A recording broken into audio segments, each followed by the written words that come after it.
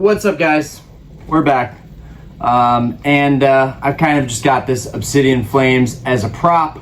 I didn't feel like changing my display in the back with the booster boxes or grabbing anything out of cases, so I just thought I would use this one as a prop. But really, this video kind of applies to everything, right? Restocks are kind of irrelevant. That's something that I've been thinking about a lot recently, how everyone, was consistently saying for a while, Evolving Skies is going to restock, Astral or the Lost Origin is going to restock, Silver Tempest is going to restock, which is awesome because I actually bought those. Cases super cheap, cheaper than what they are now. I only wish I had bought more. I truly feel that way. If I was already a seasoned collector and I got to come into this era after collecting Sun and Moon era, it would be a no-brainer for me to buy cases of these sets. Right now I'm only buying one case of each set, and I've thought, maybe with Paradox Rift I'll wait and just buy 1 or 2 boxes and leave it at that. But no, that is me going backwards. If I am going to be truly invested and diving into things, I have to stay the course. And staying the course means trusting my gut too. And my gut tells me that sealed product is always going to be a long-term win. Yes, it's not sexy, it's slow, it's a pain in the butt to ship this stuff. It's heavy, but again, it's heavy. It feels good. There's 36 packs in here. It feels like this box is a $200 box. Right now, it's a $100 box. Obsidian Flames being our little example for today. It doesn't make a whole lot of sense to me why in Sword and Shield era everybody was to the moon with sealed product. And all of a sudden now, Scarlet Violet, everything has been doom and gloom. Now, granted, I just made a video talking about the buyer's market. I still believe in that. I still believe that you're gonna see this stuff go for cheap, and we may see that for another year or two, which means, you're losing the opportunity to invest in other things. And I've been dabbling in sealed product, and I'm still selling theme decks and collecting theme decks. So I'm kind of getting back to my roots of doing the things that I want, and I've had enough influence from everybody else in my life, to try and collect other things and dive into other eras. But the reality is, I'm current in the hobby now, and we're in this era right now, and the only thing I can do is act and operate and make moves in this era right now. If I want the best cost basis, it's with Scarlet and Violet right now. While I do think Scarlet and Violet base is the best, that is not biased because that's the set I bought the most cases of. But I truly just really like that set. I really like Corridon and Miradon. But I think Paldea is going to do really well in the long term. I think Obsidian is going to do really well in the long term. I've done a really big order that I haven't held back on with 151. I have a really big pre-order with 151. But I've been thinking about this. Restocks, people have always mentioned restocks, and it's had no impact on the market whatsoever, right? And even if we did get a big restock, it wasn't enough to send any of the prices below what they were already going for. And I've been talking to a couple LGSs, some local and some, all across the US, the thousands that are across the US. I've talked to a couple, not the best, spread of data and information, but they've all said a similar thing, that when there are restocks, getting actually allocations of those restocks is very difficult. That's something that you should keep in mind when you're investing in product and people say, well, they could do a restock on this product. Pokemon really does not pump out restocks. Pokemon will do a really heavy print on an item like the Charizard UPC that I was talking about, that I think is just extremely undervalued right now and unappreciated. But that's for another topic. I'm stuck with my my heavy big bag on that Charizard UPC, even though really it's not a big bag, it's 7 UPCs. But still, it hurts when you could have deployed that equity elsewhere, but I still love the product, so whatever. But guys, back to the main point. What do restocks matter if people aren't really able to get them?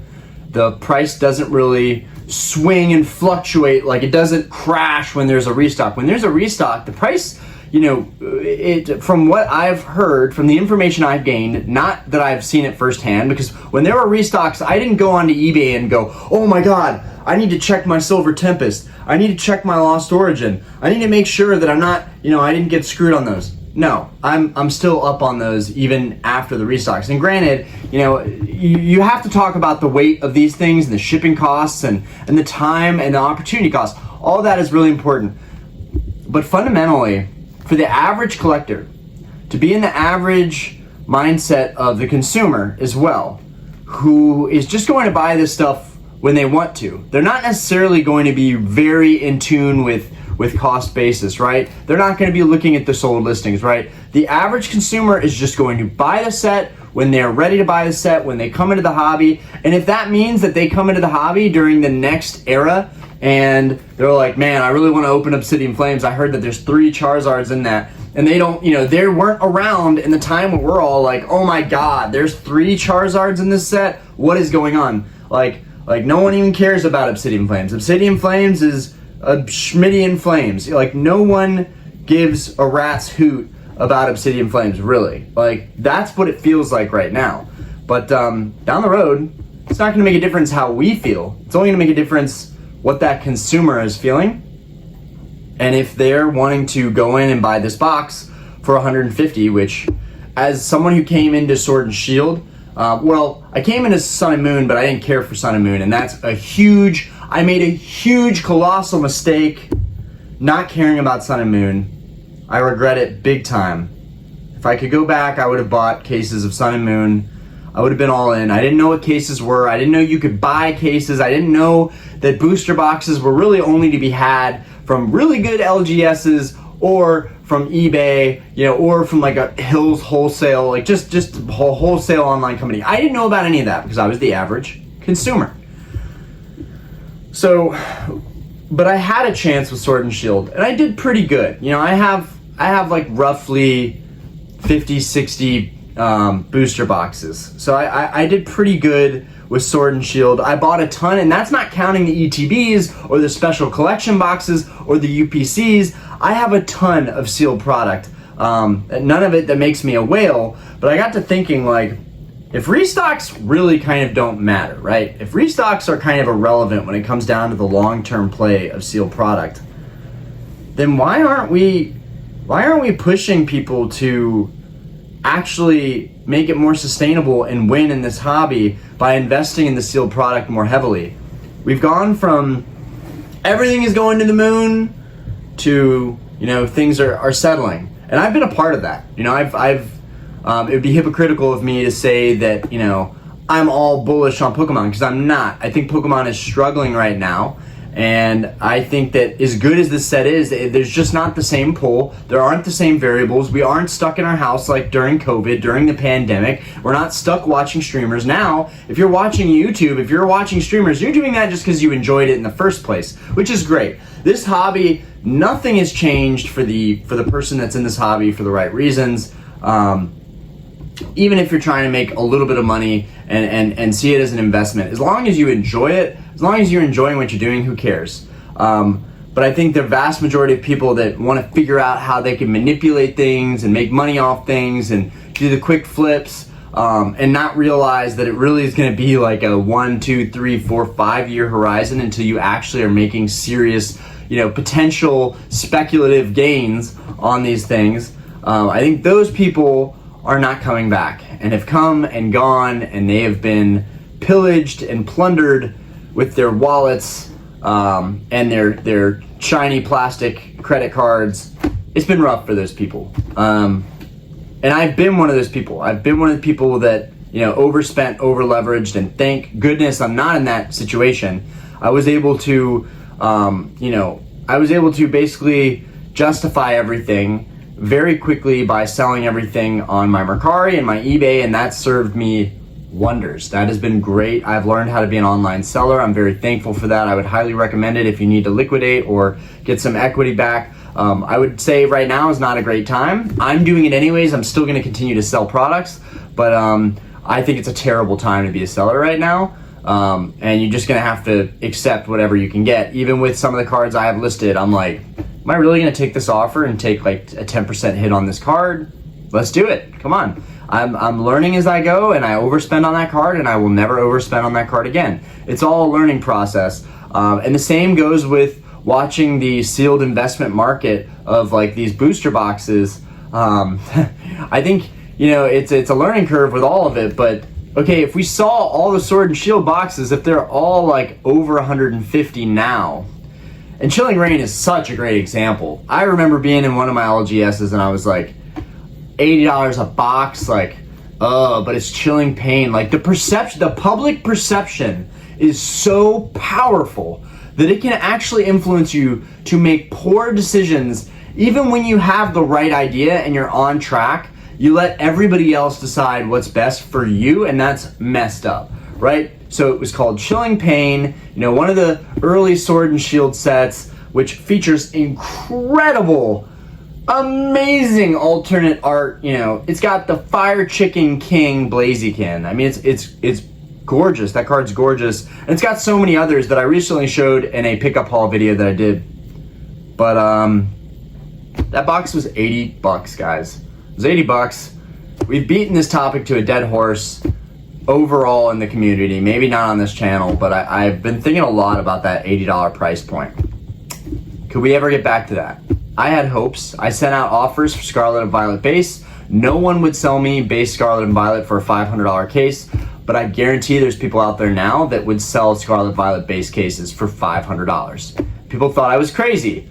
People talked down to me, they degraded me, and you know, I had people who had my back in the comments, but I'm telling you right now, Scarlet Violet base, you could get cases out there for 500, and you won't be able to do that for long. I do feel like 6 months to a year, no, never again. That'll be the end of that. But and I do think Scarlet Violet base is potentially going to be the highest appreciating set of Scarlet Violet, which would be great considering base sets don't have the best track record. But Sword and Shield base set sucks, and Sword and Shield base is like a $220, $240 box right now. So it's just it's wild. It's wild that these prices are so cheap, and the opportunity just slipped away to make 100%. And you got to minus taxes, fees, and shipping. But if you're passing the shipping on to the buyer, shipping is not in that equation. It's just the taxes and the fees. And the fees are what, 13%? So okay, you're at an 87% gain. And then your tax is another, I guess, 20% on collectibles. You know, so you're at another, let's drop 16% from your 86 gain. You're at 70%, let's say. Right? There's a lot of variables to take into account here. It's easier said than done. You have to have a lot of buying power. But I would say the average collector that's been doing this for a long time is probably, you know, you've been doing this for a long time and you've seen it all. You're probably in your 30s. You're probably in your 30s or your 40s. You're probably making more than $50,000 a year, which means you can afford to put out $9,000 a year in sealed product. Why is this important?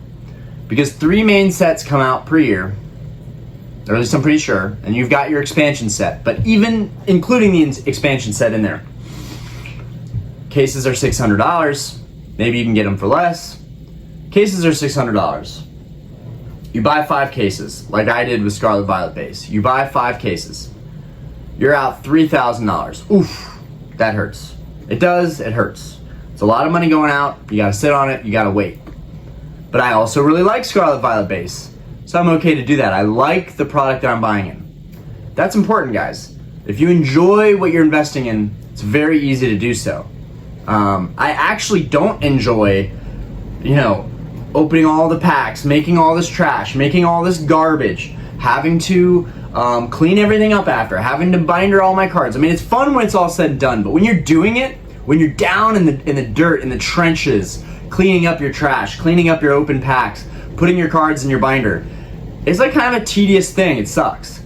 And again, it goes back to enjoying the process of things, but that's one of the things that I don't like so much. What I do like is looking at these sealed boxes and products, and they're clean and they're tidy and they're put together, and I'm storing them and they look great and they display great, and I could just have a wall of sealed product and it would look badass. Okay, that's what I love. And so for me, I really feel like I am a traditional sealed investor. It's not the sexiest thing, but it makes sense. Reprints haven't proved to me anything. Reprints have not, made it apparent that, it's extremely volatile. I don't see that. I see a very logistical growth market, not exponential. The exponential plays are going to be in the random products, the super exclusive releases, the Japanese releases, the, oh my God, I've got to have this Yokohama Pikachu.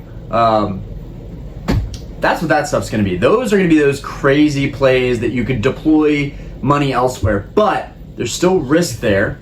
You could still get stuck with product. The market could turn on you at any point. The market is going to be irrational, just like in the market, just like in this hobby. It's going to be irrational longer than you can be solvent. So like prices are going to go all over the place.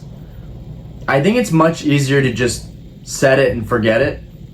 And while I am probably overspending a little bit on my boxes, I'm still learning. And now I'm going to wait until some of my friends buy their boxes, see what they're paying, and then I'm going to say, okay, I'm going to do this, but I still think I'm going to buy cases. I still think that I'm like wired. I feel like instinctually it makes the most sense to just buy cases, put them in a closet, put it in your garage, forget about it, come back on it in years. You've had to learn to be frugal. You've had to learn to be thrifty because you're buying this product. It forces you to be tight. It forces you to penny pinch, on other things, on your singles and on finishing your sets. And so that's fine too, because in this market, it's a great time to be sending offers out to people and building your collection by having to haggle with people and negotiate. We are in such a negotiation market right now. This is not a market where you should be paying the prices people are listening for, including myself.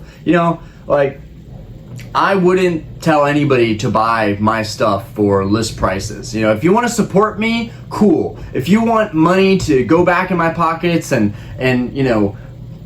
promote and encourage me to continue selling, it also supports my family. I am a single income earner for my family. This is why I'm selling cards on eBay, on Mercari, making YouTube content. I'm not just doing it because I like making videos and the community. Oh, the community, it's amazing. That's true, but I also have a family to provide for, and that's where I get very transparent. That's why people like this channel, because I'm going to tell you how it is from my perspective. And one thing about buying a sealed product is it's forced me to kind of try and cut corners with other aspects of my collection that's kind of just dead in the water. And I don't mean like it's like I'm having price declines and price erosion, but I'm saying like my Gold Star Pikachu, for example. I paid $2,300 for that card. It's sitting there. It looks pretty. It does nothing for me. It's an awesome card, and I have it, and that's amazing. I'm a huge Pikachu fan, but at the end of the day, $2,300 in the sealed product, that's going to do more than that Pikachu probably. Inevitably, almost. As a guarantee, almost. I'm starting to see a lot of Gold Stars and Crystal cards. People are cashing out. Those cards are going on the market. Any Grail trophy, people need to get that equity back out, put it in other things. Things shift in the blink of an eye. We've got these high rates. You're encouraged right now to save your money in an account that gives you interest, because for the first time in a while, we were getting 4% regular accounts right now where your money is earning interest. My 15 grand in the bank is going to give me like $42 or $52 in interest for free at the end of the month. So who wouldn't love that value? But at the same time, if I put $2,300 in a sealed investment, I'm getting 4% for the whole year on that 15. Whereas I could get 70% or 60, or let's even go lower. Let's go 50. Oh, let's go even lower. Let's go 40. Let's go 30%, 10%.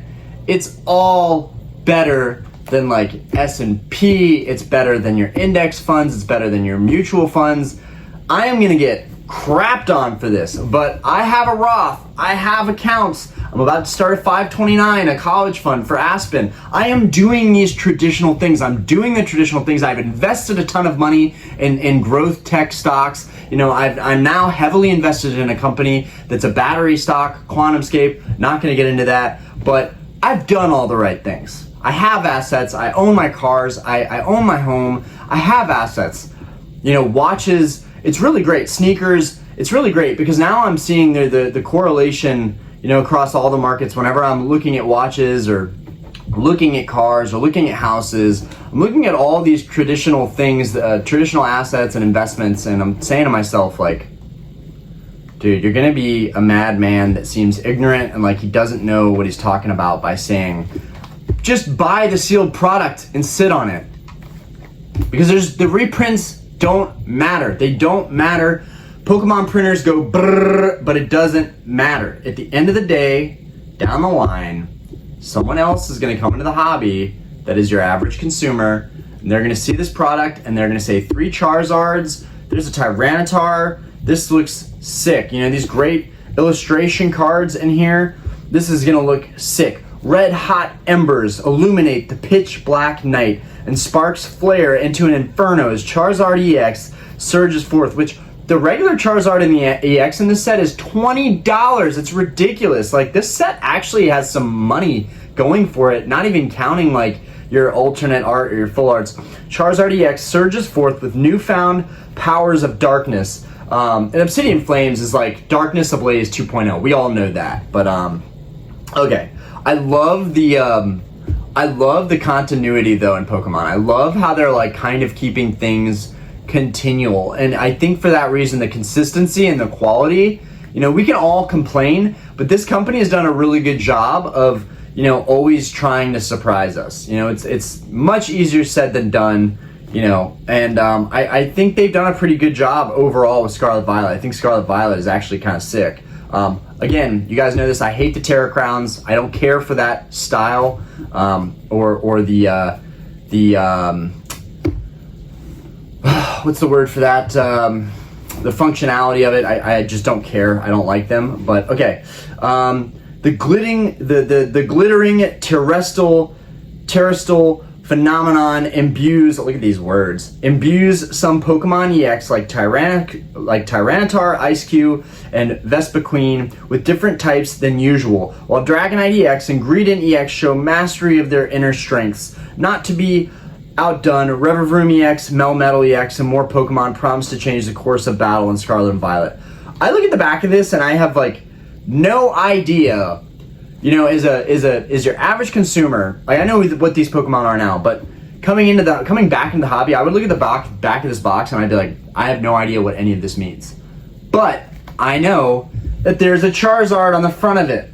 I know with base, there's Corridon on the front of it. One of my favorite Pokemon that Scarlet and Violet has brought on. I have a bearded dragon. I like reptiles, so I think Corridon and Miraidon are so sick. And then you've got Paldea, which I want to say, what is on the front of? Trying to think what is on the front of the Paldea booster box. I've already forgot, but we've got the Tyranitar on there. You've got the Raichu Alt Art. You've got these insane, Miriam from base and Iono from Paldea. Paldea probably arguably has the best value. But anyways, even if they reprint these down the road, these sets are going to be looked at as cool sets, especially after they've aged. And I just think we're gonna look back and be like, we were complaining that it wasn't $80 anymore. We were complaining that you were even having a hard time getting these for $90. Even though you could probably get them for $90 in auction. I just think that, okay, monetary side of things. I just think that if you are making an income of like 50 grand a year or more, and you've been collecting for a while, spending $3,000 a set, right? That's not really sustainable. At least it doesn't seem sustainable. But if you can spend $3,000 a set for just the main sets, let's not even count the extra set. Let's say for 151, you just want to open a couple ETBs and buy all your singles. Understandable. There's no cases for 151. There's no booster boxes for 151 unless you're buying the Japanese version. So it's understandable. But let's just main sets only. Main sets only. If you're just buying the main sets only, and you get 5 cases of each main set, $600 a case. You're paying top dollar right when these drop. $600 a case, 3,000 each, 9,000. Tax on top of that puts you at about $10,000. Okay, if you can spend, I know this is huge. Like when you really think about it, it's huge. Like if you can spend a fifth of all of your income, if you can spend 20% of all of your income at $50,000 in income or more. Now, granted, this is like you've already gotten out of college, you've got a degree, or you haven't gone to college. None of those specifics matter. I'm just saying if you're getting a job and you're making a decent income as an adult, this is not a play that seems impossible, right? And if you could see into the future and you saw that your $10,000 play was now a $20,000 play 2 years down the line, you would probably feel like it wasn't that big of a deal for it to be an opportunity cost, because it's really, it helps to be a seller because you know the difficulties, but once you're like doing this selling stuff on a regular basis, shipping out every day, shipping these boxes is not that big of a deal. I know there's going to be disagreements here. I know it can be a pain in the butt, but if you're passing your shipping costs down and you're charging the $200 per box, you're fine as an investment. Not only that, now you've been able to open up stuff when it releases and down the line get your money back, plus keep a couple boxes that you can let increase in value and continue to move forward. There are unlimited options. Historically, Pokemon has gone up. It's historically gone up. Now the reprints, they just seem irrelevant. It seems like it doesn't matter whether these boxes hit the market again. It seems like the market just like Kirby sucks it all up. It seems like the product always gets absorbed. And we never really hear people saying, yeah, that restock was amazing. I just got Silver Tempest for $90 a box, $100 a box. The restock doesn't affect it that way. The restock really comes on, and the box is like, what, $120, $130, something like that. It's on like PokemonCenter.com. And the box is still more expensive than it was when it dropped, which I'm not going to get into that because that's just... business is business. The Pokemon Company has a way that they're doing things. Would it be great if all of the restocks were right at MSRP? Would it be great? Absolutely.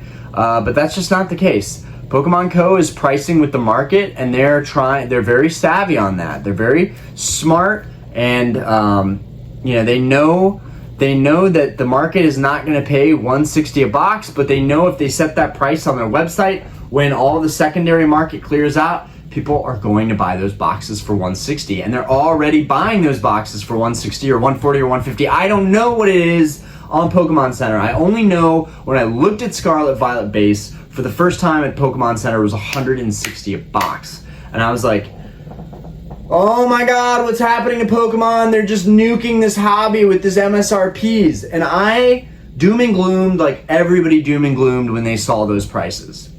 But as you can see, that's irrelevant. The price is whatever the secondary market's selling them for, and now people are barely making anything on those. They're breaking even. But if they would have just sat on their allocations and waited and just been patient, the problem is that we're always moving into the next thing. But as a long-term collector, if you're going to be here for a while, and you like the product and you feel good about the product, and honestly, regardless of my hits and my pull rates and my experiences,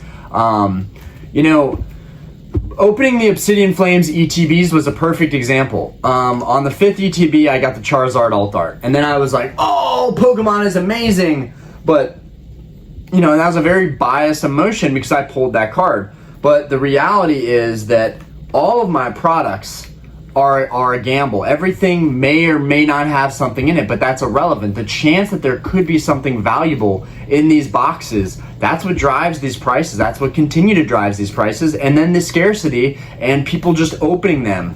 And there's still such a large following of people on YouTube, on whatnot, on just streaming and opening these boxes and just buying them and opening them and trying to sell hits. So many people trying to find the formula when the formula is right in front of you. Buy it, sit on it. It looks great sealed. It looks way better sealed than any of the cards in here will ever look. Just keep it that way. Keep it that way, set it and forget it. You can agree with me. I want to know why you agree. You agree. I want to know why you may disagree with me. I want to know why I might look like an idiot for saying this. The whole point is just to put my opinion out there and see how it's received, and see if like maybe I can help change the market and guide the market and guide the people that are following me and that believe in me and that like and are entertained by, you know, the way I talk about products, the way that I, you know, collect, invest, talk about Pokemon in general. And really, I would love to get into that with all TCGs. I actually bought all of the Yu-Gi-Oh! 25th anniversary booster boxes. I bought 2 sets of each, and I think I bought 3 of the Blue Eyes boxes. I think that those boxes are sick. I think that there's going to be growth on those. I think there's going to be growth for all of these modern TCG products. First things first, you have to actually, you know, do what you preach, right? And if I'm telling you guys that these are good investments, but I'm not buying any of it, or I'm buying 1 or 2 boxes, that's kind of sus, right? So I honestly feel like for me to actually do what I'm preaching, I need to be the first person to start buying, to be a person that makes $50,000 to $80,000 a year, that is buying $10,000 of sealed product or more a year, so that I can report back to you guys. Now, Sword and Shield, anomaly, amazing COVID, amazing sets. At the same time, terrible pull rates. I had a terrible experience opening a lot of that stuff, but it's irrelevant. Nobody cares about that down the line. They don't know what my personal experiences were. All they know is that there's a good card in this box and that this box is worth this much, and oh my God, Evolving Skies is gonna go to the moon. It's gonna be $1,000. It's gonna be amazing. That's all people care about, really. My job here is to, so I can't reference Sword and Shield because I think Sword and Shield was a perfect storm. I think Scarlet and Violet will be a much better indicator. I think people are moving out of the hobby. COVID's over. Scarlet and Violet is kind of weird. We've got these Terra stylized, Terra crowns. We've got Terra crystal hats. We've got Terra helmets, whatever you want to call it. I think that this is a really good era to test this theory out, and I'm willing to spend the money and take the risks and take the opportunity so that you don't have to. And I'll let you guys know how I do. Am I in a position to really be making these plays? No, absolutely not. But will it be worth it if things work out? Yes, absolutely. Is one of the reasons that I'm doing this is because I've invested in so many things. And my favorite thing about Pokemon is, one, I get to rant about it, I get to talk about it, I get to feel like I'm informative and helpful and maybe even slightly entertaining, which I'm gonna admit, guys, going to the gym gives me all this extra energy and it makes me feel more enthusiastic, and that I think makes me a better content creator, is what I'm trying to say.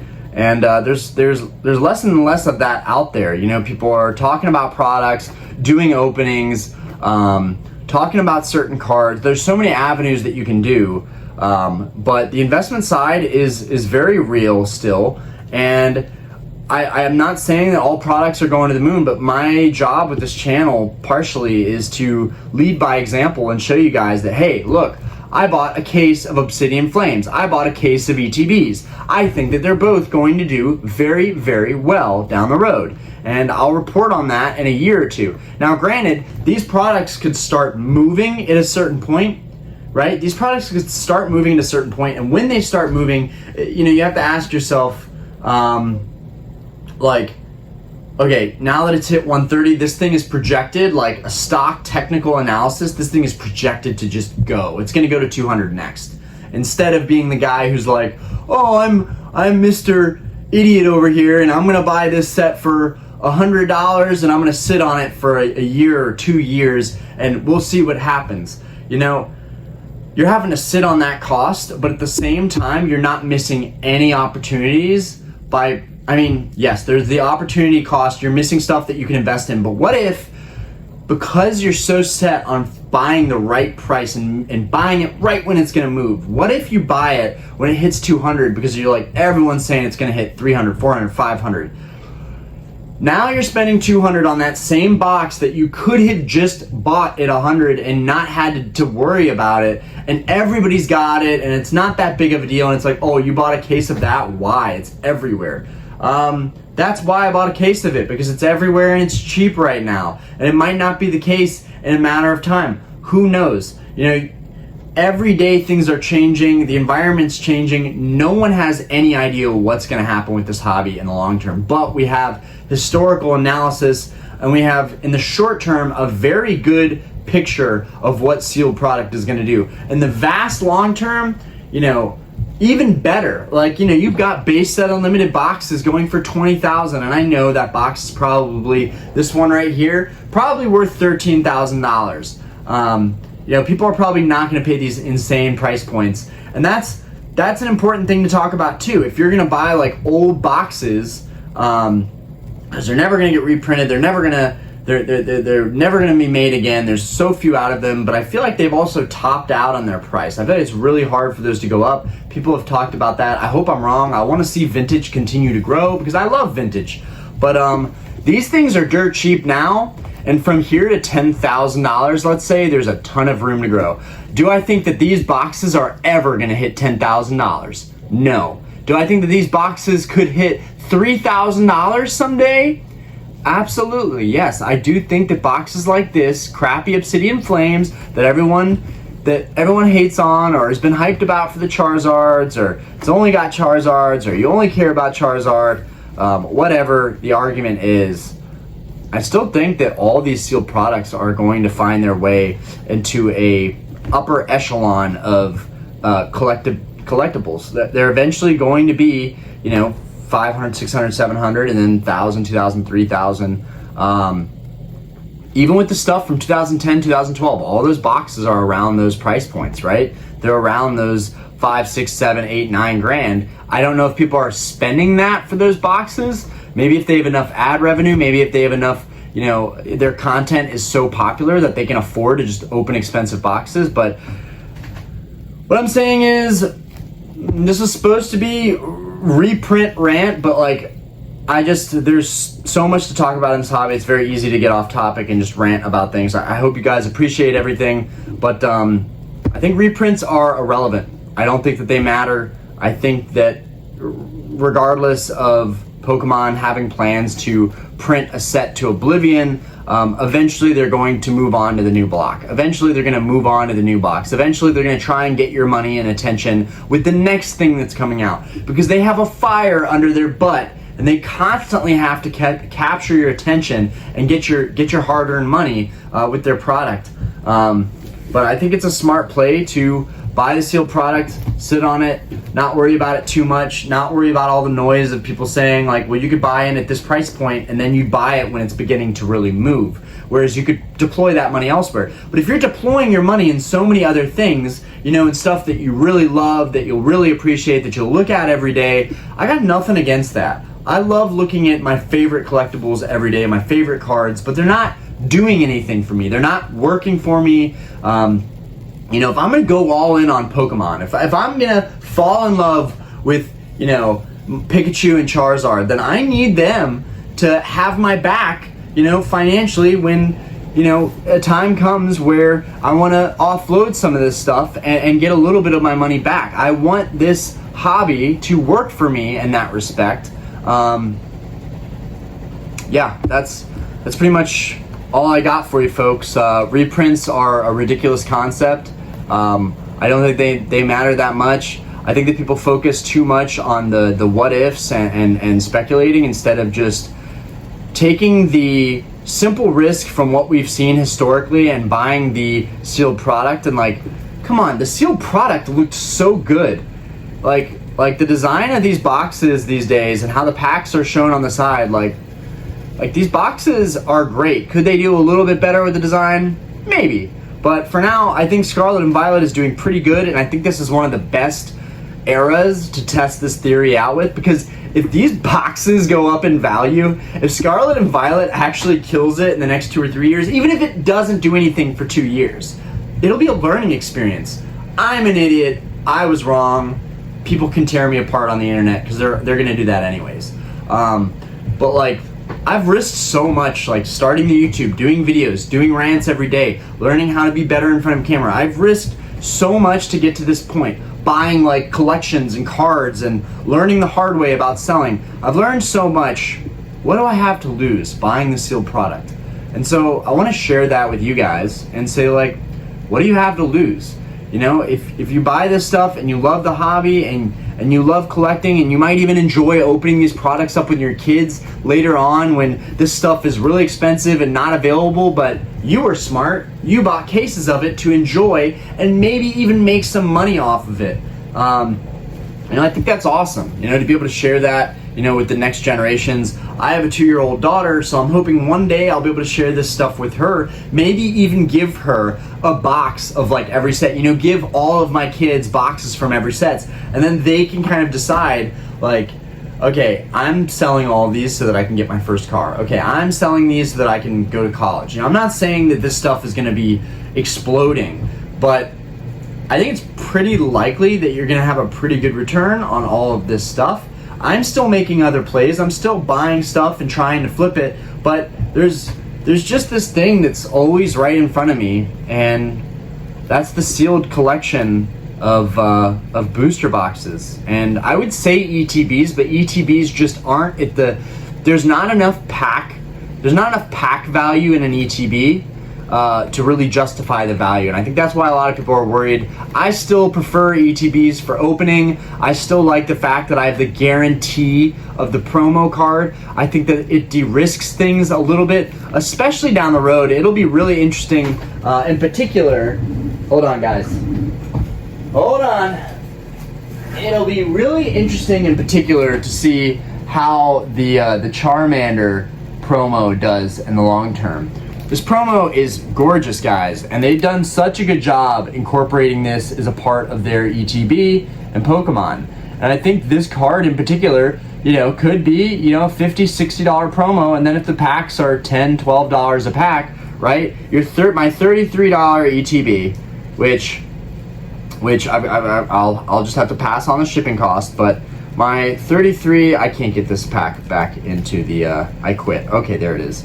My $33 ETB, you know, this was like a $40, $50 promo, sealed, which, you know, that is a big stretch, but it is a really, really sick alternate art, you know, Charmander card. This card is immaculate. I love it.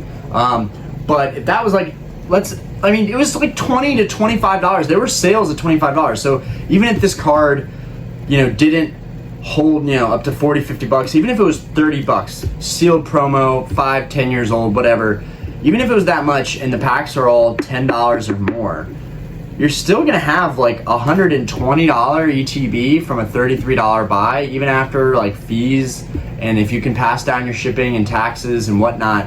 Like, no matter what, you're netting like 50, 60, 70%. No matter what. You've got time that you're gonna have to sit on that stuff, but it's like, okay, I spent $330 on a case of ETBs.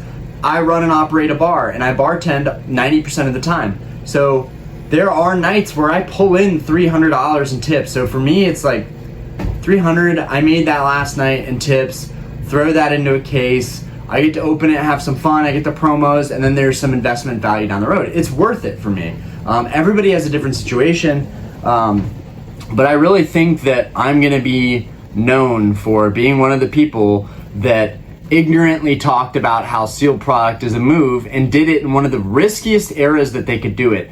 Scarlet and Violet is a risky ass era to try and promote buying sealed product. It really is. So this will be more of an experiment, if anything, but I think that it just makes sense. And yeah, my rant is over, guys.